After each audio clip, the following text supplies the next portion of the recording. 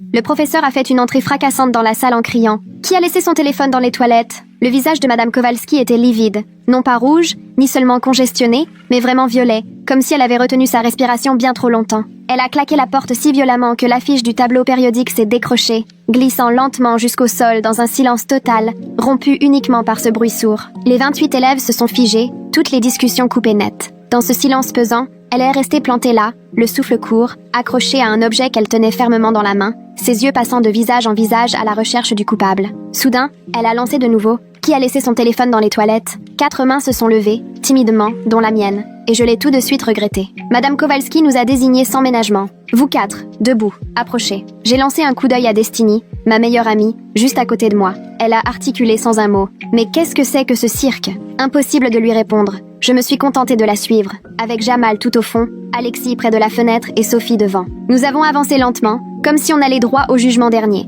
Les 28 paires d'yeux braqués sur nous, personne ne bronchait. La main de Madame Kowalski tremblait, alors qu'elle serrait toujours ce qu'elle tenait. Impossible de voir de quoi il s'agissait. Arrivée devant, elle respirait fort, bruyamment, ses narines battant à chaque inspiration. Elle nous a regardés longuement, l'un après l'autre, un vrai interrogatoire visuel. Quand elle s'est arrêtée sur moi, j'ai senti mon ventre se nouer d'angoisse. Son regard était plus que contrarié. C'était inquiétant. Ce n'était pas juste une histoire de portable oublié. Il y avait autre chose, bien plus grave. Elle a finalement brandi sous nos yeux le fameux téléphone. Une coque transparente, pop socket violet. Aucun de nous ne semblait le reconnaître, à voir nos têtes décomposées. Ce n'est pas mon téléphone, a murmuré Alexis, catastrophé. La mâchoire crispée de Madame Kowalski laissait voir le muscle de sa joue tressauter. Elle reprit. L'un de vous a laissé ce téléphone dans les toilettes des filles au 2e étage. Il était déverrouillé, ouvert sur un groupe de discussion. Une conversation très particulière concernant ce lycée, et me concernant surtout. Sa voix tremblait de colère, montant de plus en plus. Je veux savoir immédiatement à qui appartient ce téléphone. J'ai regardé Jamal, il secouait la tête. Sophie fixait le téléphone comme s'il contenait une bombe. Alexis avait déjà les larmes aux yeux. Je ne comprenais rien. Je savais pourtant que mon téléphone était dans mon sac, comme d'habitude en cours. Madame Kowalski a posé l'appareil sur son bureau, d'un coup sec. L'écran brillait encore, laissant apparaître des messages sans qu'on puisse les lire vraiment. Elle a croisé les bras et nous a dévisagés longuement. Je ne le demanderai pas une 3e fois. À qui est ce téléphone? Ce silence-là devenait insupportable, à tel point qu'un élève au fond a discrètement toussé et qu'on entendait le cliquetis nerveux d'un stylo. Alexis, la voix cassée, a tenté de se défendre. « Madame, je vous assure que ce n'est pas à moi. Le mien a une coque noire Batman. Venez voir dans mon sac si vous voulez. » Mais Madame Kowalski ne semblait même pas l'entendre. Elle gardait son regard dur posé sur nous, comme si elle attendait qu'on craque. Et là, le principal Davis est apparu dans l'encadrement de la porte, sans qu'on ait entendu ses pas. Sans doute avait-elle appelé du renfort avant d'arriver. Il avait l'air mal à l'aise, crispé, avec sa cravate de travers, et s'est éclairci la voix. Ce sont bien ces 4-là? Madame Kowalski a acquiescé sèchement. Oui, les 4 ont un téléphone. L'un d'eux a laissé celui-ci, qui contient des choses très graves. Monsieur Davis est entré et a fermé la porte derrière lui. Le clic de la serrure a résonné comme une condamnation. La classe entière s'est figée. On était loin du banal cours de chimie du vendredi après-midi. Il s'est approché du bureau et a examiné l'appareil. Plus il lisait, plus son visage se fermait. D'abord les sourcils hauts, puis la bouche pincée, puis le teint qui virait au gris. On a eu droit à un regard à glacer le sang. C'est sérieux. Très sérieux. Il a pris le téléphone avec toutes les précautions du monde, comme si c'était une pièce à conviction, puis il a décidé « Je veux voir les 4 dans mon bureau. Récupérez vos sacs, rien d'autre. Madame Kowalski, vous surveillez la classe. » En retournant à ma place pour prendre mon sac, mes mains tremblaient. Destiny m'a attrapé par le poignet en passant, chuchotant « C'est quoi ce délire ?» Je n'en savais rien, j'ai juste secoué la tête. Nous sommes sortis à la suite du principal, les autres élèves sont restés paralysés. Dehors, on entendait encore au loin la voix furibonde de Madame Kowalski dans la salle, mais étouffée. Monsieur Davis marchait à grands pas, on devait presque courir derrière lui pour suivre, sans qu'il se retourne une seule fois, tenant fermement le téléphone comme si c'était un trésor empoisonné. On croisait des salles où les profs continuaient leur cours tranquillement, alors qu'on se faisait embarquer pour un truc dont on ignorait tout. On a viré dans le couloir principal pour rejoindre l'administration. J'ai aperçu l'agent Barnes, le policier du lycée, campé devant le bureau du principal. L'atmosphère se tendait de plus en plus. Il s'est redressé à notre approche, la main sur sa ceinture près du talkie-walkie. Le principal lui a lancé un signe. C'est eux. Barnes a ouvert la porte du secrétariat, nous laissant passer un à un. La secrétaire, Madame Lynn, nous a regardés en pâlissant, l'air grave. On a filé jusqu'à la salle de conférence, celle des rendez-vous importants ou des conseils de discipline. Grande table, 8 chaises, tableau blanc, petite fenêtre sur le parking. Le principal nous a invités à nous asseoir tout du long d'un côté. L'agent Barnes a refermé la porte derrière nous, bras croisés à l'entrée comme un garde du corps. Le principal s'est installé en face de nous, a posé le téléphone au centre, écran désormais noir. Les mains jointes, il nous fixait un à un avant de lâcher. J'ai besoin que l'un de vous soit honnête, maintenant. À qui est ce téléphone? On s'est tous mis à parler en même temps. Ce n'est pas le mien. Aucune idée à qui il est. Le mien n'a rien à voir. J'ai jamais vu ce téléphone. Monsieur Davis a levé la main et on s'est immédiatement tu. Il a sorti son propre portable et s'est mis à pianoter. Il avait l'air de comparer des informations, lisait attentivement. Il a d'abord fixé Jamal. Jamal, c'est quoi ton numéro? Jamal l'a donné et le principal l'a tapé sur le fameux téléphone. Puis il a attendu. Aucune réaction. Ce n'est pas le tien. Il s'est tourné vers Alexis. Même question, même résultat. Silence total. Il a continué avec Sophie puis avec moi. Résultat identique. Rien. Le téléphone n'a ni vibré ni sonné. On disait donc la vérité. Aucun de nous n'était le propriétaire. Mais tout ça n'a fait qu'ajouter à la confusion et à l'angoisse qu'on lisait sur le visage du principal Davis. Il s'est saisi de l'appareil, l'a déverrouillé, et l'écran s'est allumé direct sur la discussion de groupe dont Madame Kowalski avait parlé. Il s'est plongé dedans, et au fil des secondes, on voyait son visage devenir de plus en plus sombre. L'agent Barnes est venu jeter un œil, par-dessus son épaule, et lui aussi a changé d'expression. « C'est grave », a soufflé l'agent Barnes.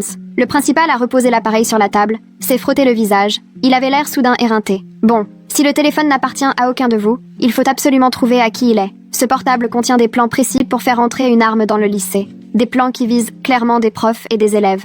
Il y a 4 personnes dans la discussion. L'un d'eux a laissé ce téléphone dans les toilettes. Il faut identifier ces 4-là, tout de suite. Un énorme frisson m'a glacé. Une arme. Il croyait qu'un de nous prévoyait vraiment ça.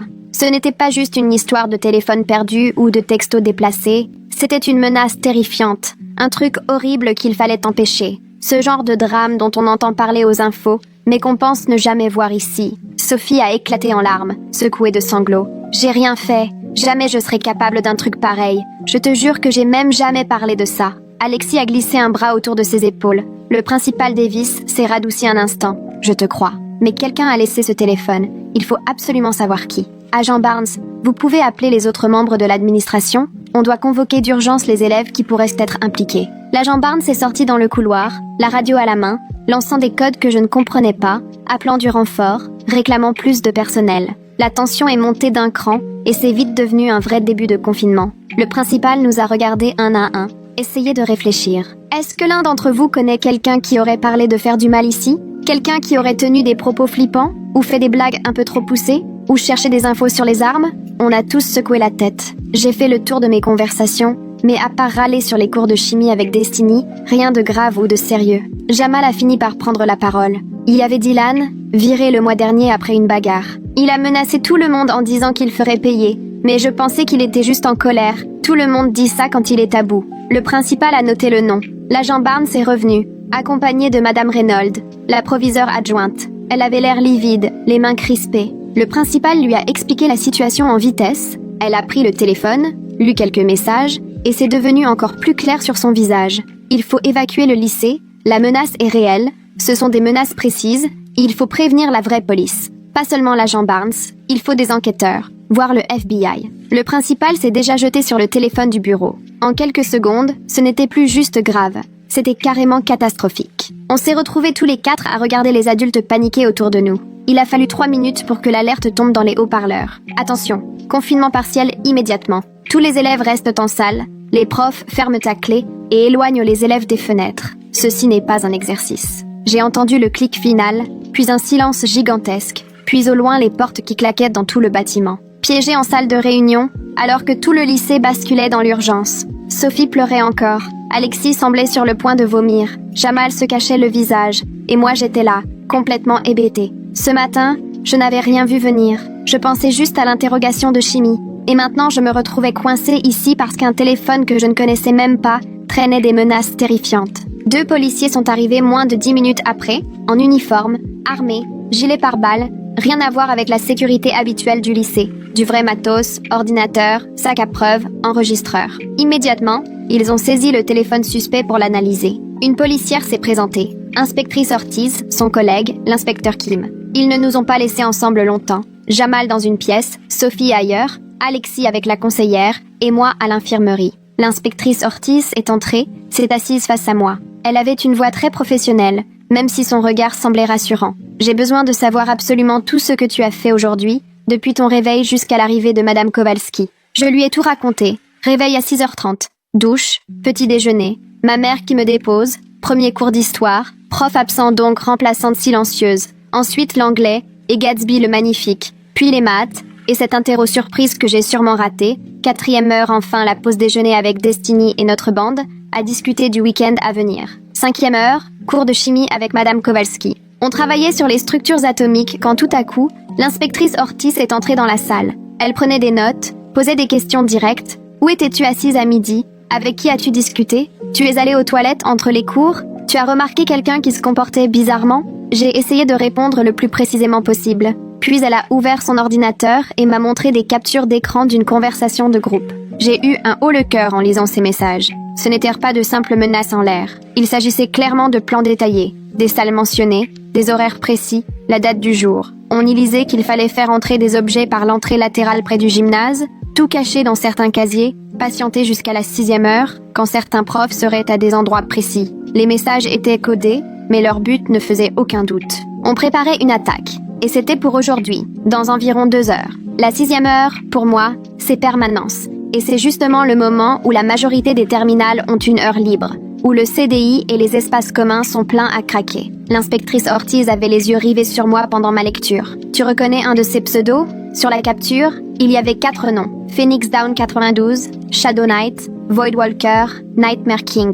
J'ai fait nom de la tête. Ce sont des pseudos, sûrement des noms de gamers ou quelque chose comme ça. Elle a hoché la tête. On remonte les numéros de téléphone.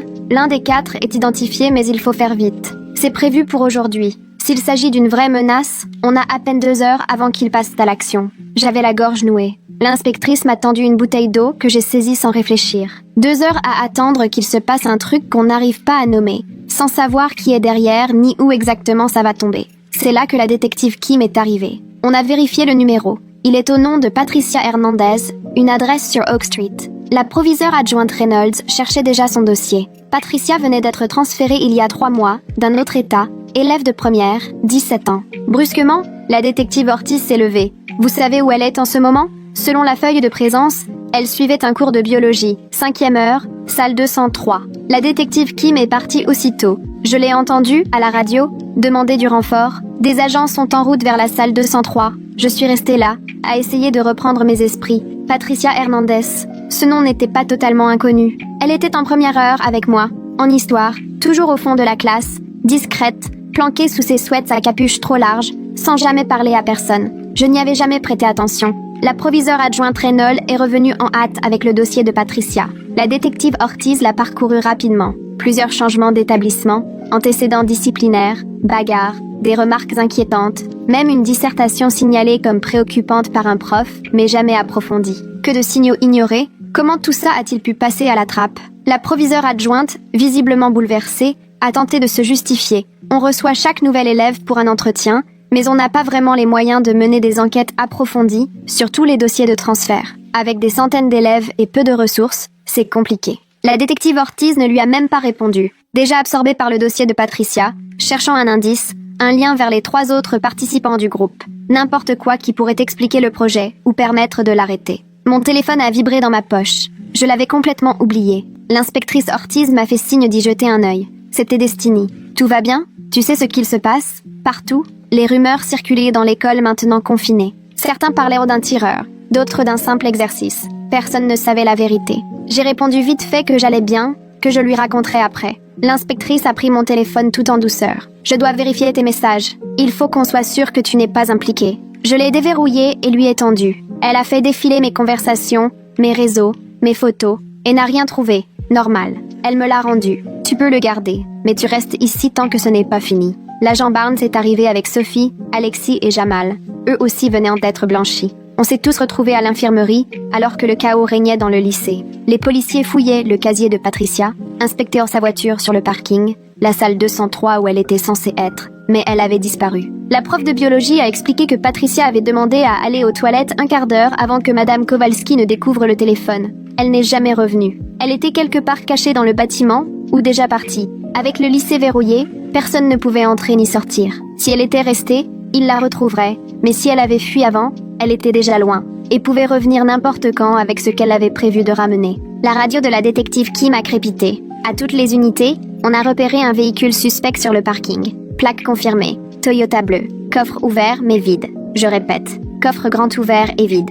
Un silence pesant s'est installé. Si le coffre était vide, Patricia avait déjà fait entrer ce dont elle avait besoin. Armes ou autre matériel évoqué dans le groupe, tout était désormais planqué quelque part dans l'établissement. Le proviseur Davis a parlé dans les haut-parleurs. Tout le monde reste où il est, on verrouille les salles immédiatement, la police passera pièce par pièce, personne ne sort, personne n'ouvre. Sa voix tremblait. Alexis m'a saisi la main. On pourrait mourir aujourd'hui. Elle l'a dit comme si elle annonçait le temps qu'il ferait. Tu réalises ? On peut vraiment risquer notre vie juste parce qu'une fille dont on ignorait même l'existence a décidé de faire un truc atroce. Et on se retrouve là, au mauvais endroit, au mauvais moment. Sophie avait de nouveau les larmes aux yeux. Jamal, lui, semblait fou de rage, la mâchoire serrée, les poings crispés. On vient juste pour bosser, apprendre, rentrer vivre notre vie. Pourquoi est-ce que ça doit jamais s'arrêter ? Personne n'a répondu, parce qu'il n'y avait rien à dire. Voilà à quoi ressemblait désormais l'école en Amérique. Exercice de confinement, portique de sécurité, entraînement contre les attaques armées, sac transparent, une ambiance dominée par la peur. La détective Ortiz a reçu un appel,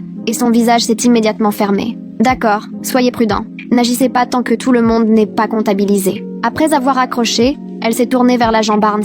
Ils ont trouvé quelque chose dans le casier 138. C'est celui de Patricia. Barnes est parti sans attendre. On a entendu ses pas précipités dans le couloir, résonnant dans un bâtiment étrangement silencieux, où des centaines d'élèves retenaient leur souffle, enfermés dans les salles de classe. On n'entendait rien d'autre que l'attente. Mon cœur battait à tout rompre. J'avais l'impression de ressentir ses pulsations jusque dans mes tempes. Destiny était quelque part, enfermée dans une salle. Ma mère travaillait sans se douter de rien. Mon petit frère était à la primaire, en bas de la rue. La vie continuait dehors, comme si de rien n'était, pendant que nous étions coincés ici. L'agent Barnes est revenu, le visage grave. Ils ont trouvé des sacs à dos, 3, cachés tout au fond du casier. Ils sont en train de les passer au rayon X portatif. La détective Kim est arrivée à ce moment-là. Il faut qu'on identifie les 3 autres du groupe de discussion. Phoenix Down 92, Shadow Knight et Voidwalker. On sait que Patricia fait partie du groupe. Il nous faut les autres noms immédiatement. La proviseure adjointe Reynolds, déjà devant son ordinateur, épluchait les dossiers. Les pseudonymes de jeu, cherchés sur les réseaux, regardaient leurs traces en ligne. On a besoin de l'aide de l'informatique. Ortiz a passé un nouvel appel. Et, dans les minutes suivantes, un expert est arrivé, matériel sous le bras. Il a immédiatement cloné le téléphone suspect et lancé la traque numérique, les doigts courants sur le clavier, des écrans saturés de bases de données et de profils sociaux. J'ai trouvé Phoenix Down 92. C'est Patricia Hernandez. C'était son vieux pseudo-Insta avant qu'elle ne supprime son compte. Voilà la première identifiée. Restait à trouver les 3 autres. Kim, impatiente, s'est adressée à Reynolds. Sors les feuilles d'appel. Qui manque à l'appel en ce moment ? La réponse n'a pas tardé. 3 élèves n'avaient pas répondu présent. Dylan Foster, celui dont Jamal avait parlé, suspendu puis réintégré tout récemment. Naomi Chen ? Attends, non. Ce nom était rayé. C'était Naomi Brooks en réalité. Et Trevor King. 3 absents en plus de Patricia, ce qui faisait 4, tout comme les membres du groupe de discussion. Kim a immédiatement demandé par radio qu'on vérifie où étaient ses élèves. Dylan Foster était à la bibliothèque, apparemment plongé dans un projet toute l'heure. Il a quand même été emmené, interrogé, son sac fouillé, mais rien. Pas d'indice sur son téléphone non plus. Mauvais Dylan. Trevor King, quant à lui, était à la salle de sport, coincé sur le banc à cause d'une entorse. Lui aussi a vite été innocenté. Aucune trace suspecte sur son portable. Il ne restait donc que Naomi Brooks. Et là, personne ne savait où elle se trouvait. Sa dernière apparition, c'était en cours de maths, 3e heure. Elle avait demandé à sortir aux toilettes et n'était jamais revenue. À ce stade, 2 filles avaient disparu. Patricia et Naomi. 2 membres du groupe, 2 élèves introuvables dans le lycée, possiblement armés. Le spécialiste informatique s'est penché sur les réseaux sociaux de Naomi. Ses comptes étaient encore actifs, mais ses récentes publications faisaient froid dans le dos. Images sombres, paroles de chansons pleines de rage, légendes évoquant la vengeance, la justice ou le besoin de régler des comptes. Des captures d'écran le confirmaient, elle participait bien au groupe de discussion, sous le pseudo Shadow Knight. Ortiz a étudié ses photos. Naomi avait subi un harcèlement scolaire lourd, à tel point que de multiples signalements avaient été déposés au cours de l'année, mais jamais aucune mesure vraiment efficace prise contre les harceleurs. C'était le schéma classique. Les élèves dénoncent, l'administration dit prendre en compte, rien ne change. Le harcèlement continue jusqu'au point de rupture. On connaît la chanson, ça se répète toujours. Autre école, même scénario. Le haut-parleur a grésillé. Naomi Brooks et Patricia Hernandez. Ici le proviseur Davis. Nous savons que vous entendez. Nous avons lu vos messages. Nous comprenons ce que vous ressentez, la douleur, la colère. Mais ce n'est pas la solution. Venez au bureau principal, je vous en prie. Nous voulons discuter. On veut vous aider. Personne ne vous fera de mal. S'il vous plaît. Sa voix débordait d'inquiétude. C'en était presque insupportable. 30 secondes de silence angoissant, Puis tout s'est éteint. Toujours aucune réponse. Kim a secoué la tête. Elles ne viendront pas. Tout ça est trop bien préparé. Elles n'abandonneront pas maintenant. On doit absolument les retrouver avant la 6e heure, avant que leur plan ne se réalise. Il ne restait que 45 minutes avant cette échéance. La police fouillait pièce par pièce, avançant prudemment, vérifiant chaque salle, chaque local, chaque coin, mais le lycée était énorme. 3 étages, 75 salles. À ce rythme, il leur manquerait sûrement du temps. Pourtant, le spécialiste informatique a enfin percé le mystère. Il a identifié les 2 derniers pseudonymes. Voidwalker, c'était Marcus Liu. Nightmare King, Caleb Washington. Tous 2 en terminale, tous 2 proches, d'une façon ou d'une autre, de Naomi. Marcus avait été l'un de ceux qui la harcelèrent le plus. Caleb, de son côté, avait colporté l'an dernier des rumeurs qu'il avait complètement isolé. Ortiz s'est figé. Attendez, les victimes font partie du groupe de discussion? Ça n'a pas de sens. À moins que ce ne soit pas elles, les agresseurs. Peut-être qu'elles ont prévu autre chose. Elle a repris la lecture des messages, plus attentive. Son expression a changé du tout au tout. C'est pas une attaque générale.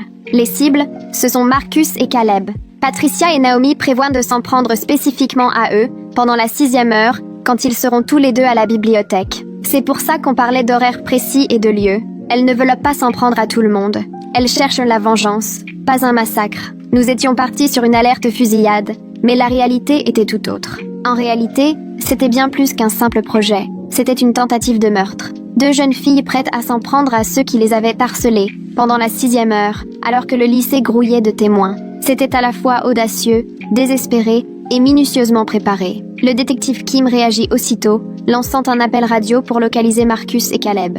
Marcus Liu se trouve en salle 305, cours de littérature anglaise. Caleb Washington est en 218, physique. Envoyez vite des collègues dans ces 2 classes. Faites-les sortir discrètement et amenez-les au bureau. Il ne faut effrayer personne. Quelques minutes plus tard, 2 policiers escortèrent les garçons dans le couloir. Ils avaient l'air complètement perdus, paniqués. On les fit entrer dans la salle de réunion, où ils assurèrent ne rien comprendre à la situation. Ortiz leur montra alors les messages échangés. Les 2 devinrent blêmes. Marcus éclata en sanglots. « Je suis désolée. Je sais que j'ai été mauvais avec Naomi, mais c'est fini depuis longtemps. Je lui ai présenté mes excuses. Je croyais que c'était derrière nous. » Caleb, lui, semblait au bord de la crise. Jamais je n'aurais pensé qu'elle puisse vouloir aller aussi loin. Les messages ne laissaient rien au hasard. Patricia et Naomi pensèrent depuis des semaines à la façon de s'approcher de Marcus et Caleb pendant la 6e heure. Elles avaient repéré des angles morts à la bibliothèque, là où aucune caméra ne filmait. Leur plan était de les y coincer, de sortir les armes à mener,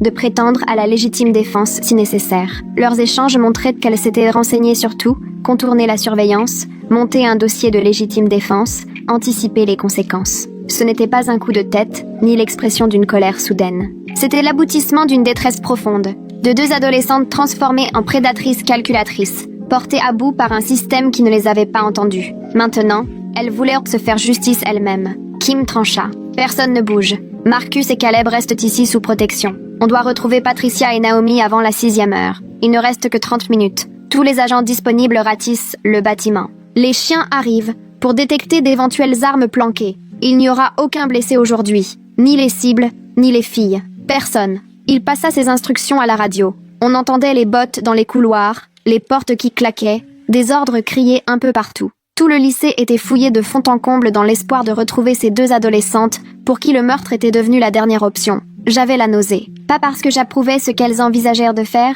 mais parce que je comprenais le chemin qui les avait menées là. Combien de fois avait-elle appelé à l'aide sans que personne ne réponde?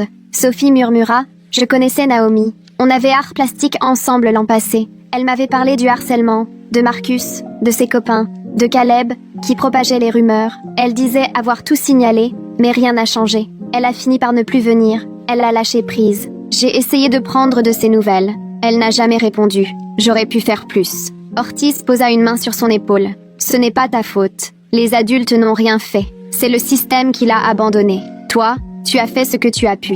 Mais Sophie fondit en larmes. J'aurais pu être là pour elle. J'aurais dû la défendre, faire quelque chose. Maintenant, elle se retrouve quelque part dans ce lycée, armée, au bord du pire. On aurait dû agir, tous. Voilà ce que personne ne voulait reconnaître tout haut. Pendant ce temps, les équipes cynophiles arrivèrent, des bergers allemands entraînés pour renifler armes et explosifs. Ils commencèrent leur inspection au 3e étage, puis descendirent petit à petit. Moins de 10 minutes plus tard, ils flairèrent une piste, un placard à balai au 2e, à côté du bloc science. Les agents ouvrirent prudemment et trouvèrent 2 sacs à dos dissimulés derrière des produits d'entretien. L'un contenait 2 grands couteaux de cuisine enroulés dans des torchons, l'autre, un marteau et une corde.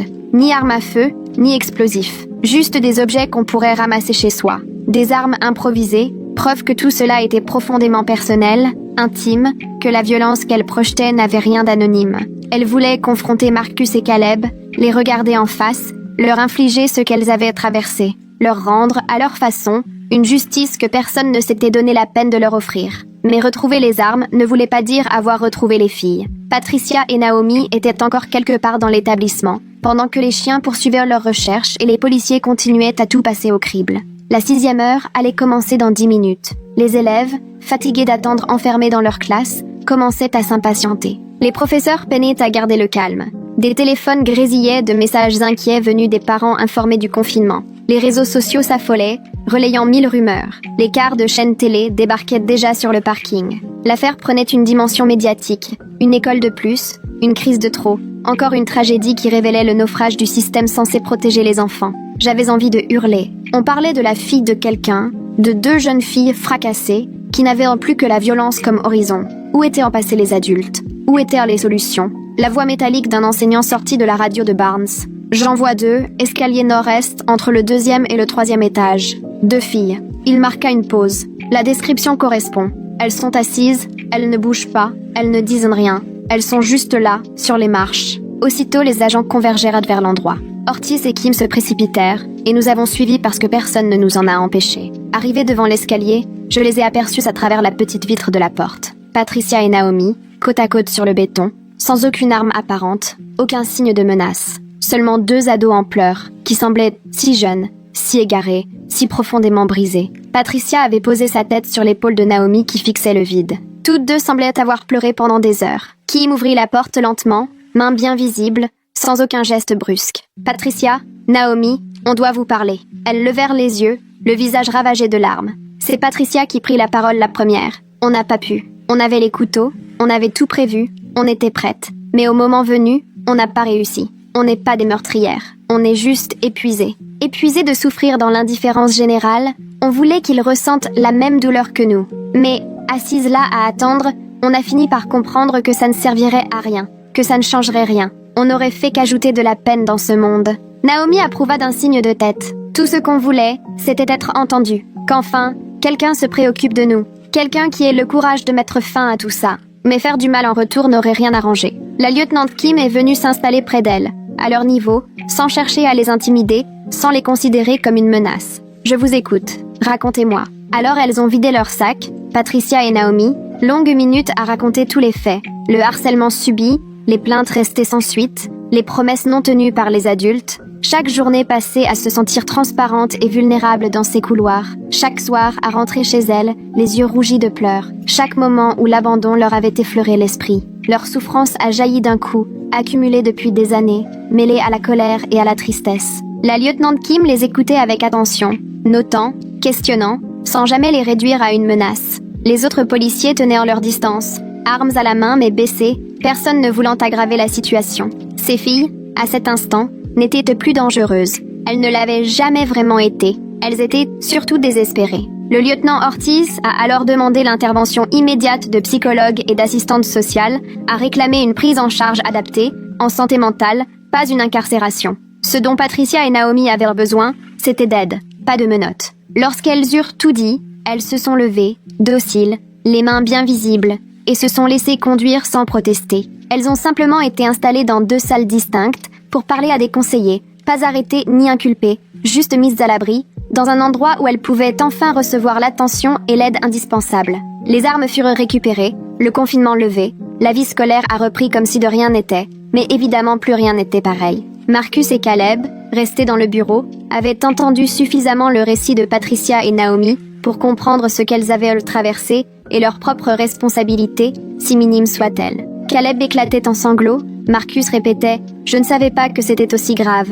La lieutenant Kim leur a fait rédiger un témoignage détaillé, chaque souvenir de brimade, chaque mot blessant, chaque rumeur propagée, chaque moment où ils avaient, volontairement ou non, contribué à ce cauchemar. Tout a été consigné, transmis à la direction, pour que de véritables changements s'opèrent. Plus question d'ignorer les plaintes, Plus question de traiter le harcèlement comme de simples histoires d'ados. Dorénavant, ce seraient des conséquences concrètes, une protection effective pour les victimes. Pour Patricia et Naomi, il était trop tard. Mais peut-être pas pour celles et ceux qui, en silence, attendaient qu'on leur tende enfin la main. Nous, on nous a renvoyés en classe. Mais reprendre le fil du cours de chimie relevait de l'impossible. Madame Kowalski, soudain apaisée, s'est montrée presque attristée de sa sévérité plus tôt. Elle n'avait rien saisi, seulement perçu une menace et paniqué, et cela, tout le monde l'a compris. La fin de la journée a flotté dans un étrange brouillard. Après les cours, Destiny m'a retrouvée, m'a serré si fort que j'en ai eu le souffle coupé. J'ai entendu ce qui s'est passé. Tu tiens le coup? Non, ça n'allait pas. Personne n'allait bien.